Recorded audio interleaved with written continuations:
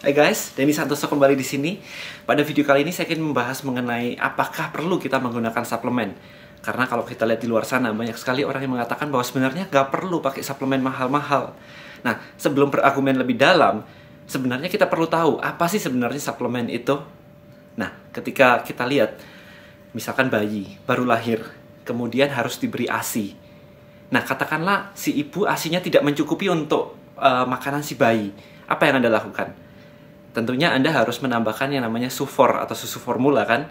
Nah, susu formula itu adalah suplemen yang dibuat untuk bayi dengan kandungan komposisi yang digunakan untuk memenuhi kebutuhan si bayi. Misalkan lemaknya tinggi, kemudian karbohidratnya tinggi, proteinnya tidak terlalu tinggi.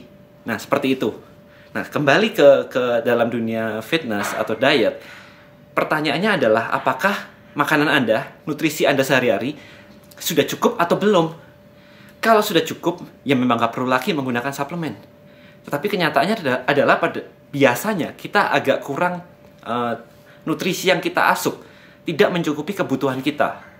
Misalnya contoh aja seorang dengan berat 60 kilo harus mengkonsumsi protein sebanyak 120 gram atau 2 kali berat badan. Satu potong dada ayam itu hanya kurang lebih 25 gram sampai 29 gram. Yang artinya dia membutuhkan 5 potong dada ayam dalam waktu sehari, setiap hari. Sanggup nggak makan segitu? Ada yang sanggup? Oke, go ahead, no problem. Tetapi beberapa orang juga nggak sanggup makan sebanyak itu. Mungkin terlalu kenyang atau bosan makan terus, seperti itu kan. Nah, saat itulah Anda membutuhkan misalkan suplemen dalam bentuk susu protein.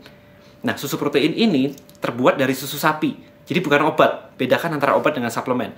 Ini adalah susu sapi di mana lemak dibuang, karbohidrat dibuang. Sehingga yang tersisa hanyalah protein aja. Dan itu yang dibutuhkan.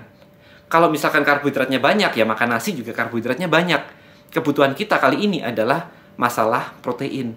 Nah, itulah gambaran singkat apakah kita butuh suplemen atau enggak. Nah, biasanya yang berargumen bahwa kita nggak butuh atau nggak perlulah beli suplemen, mereka kurang mengerti bahwa suplemen itu adalah sebenarnya makanan juga. Beda dengan obat. Oke guys, saat ini Anda sudah mengerti apa itu beda suplemen dan apakah Anda butuh atau enggak, mengenai kebutuhan berapa dan sebagainya, akan ada di video saya yang lain. Sampai jumpa di video saya berikutnya. Bye-bye.